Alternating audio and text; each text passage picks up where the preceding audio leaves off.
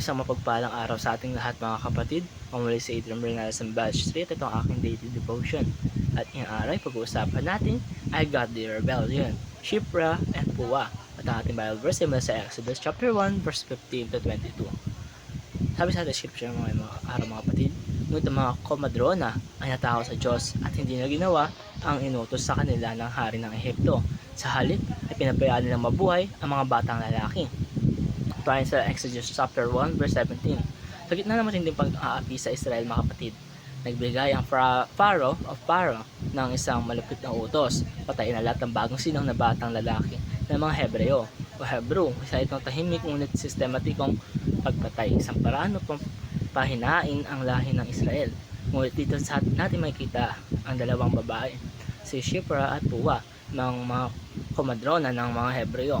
Wala silang mataas sa posisyon sa gobyerno, hindi sila sundalo, hindi sila leader ng bansa, pero sa harap ng isang makapangyarihang hari, gumawa sila ng isang matapang na desisyon. Hindi sila sumunod. Sasabi ng Biblia mga kapatid, natakot sila sa Diyos.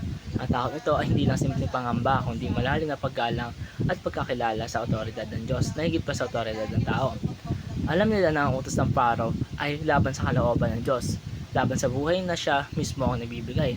Ang kanilang rebellion na hindi para sa pansariling interes lamang o kagustuhan, ito para sa kapangyarihan, kundi isang godly rebellion, isang pagtindig para sa tama kahit may kapalit na panganib. Dahil dito mga kapatid, nagpala sila ng Diyos at binigyan pa sila ng sariling mga pamilya. Malagang tandaan natin mga kapatid, hindi lahat ng pagsunod ay banal. May mga pagkakataon na ang tunay pampalataya ay nangangailangan ng pagtanggi sa mali. Pag ang utos ng tao ay taliwas sa utos ng Diyos, doon susubok kung sino talaga ang ating sinusunod. Sa panahon kasi ngayon mga kapatid, maaaring hindi tayo inutusan pumatay. Pero may mga sitwasyon na hinihikayat tayong magsinungaling, manahimik sa kawalan ng katarungan o makisama sa mali. Pero para lang hindi mapahiya o para sa ng ating taon pinagtatakpan. Ang kwento nila Shipra at Puwa ay paalala ng Diyos ay kumikilos sa pamamagitan ng mga taong may lakas ng loob tumayo para sa tama. Kahit sila ay ordinaryo tao lamang, hindi na alam na ang kanilang desisyon ay magiging bahagi ng mas malaking plano ng Diyos. Dahil isa sa mga batang lalaking nailigtas sa panahon yun ay si Moses, ang maging tagapagligtas ng Israel. Isang simpleng pagsunod sa Diyos ay maaari maging simulan ng dakilang pagbabago mga kapatid.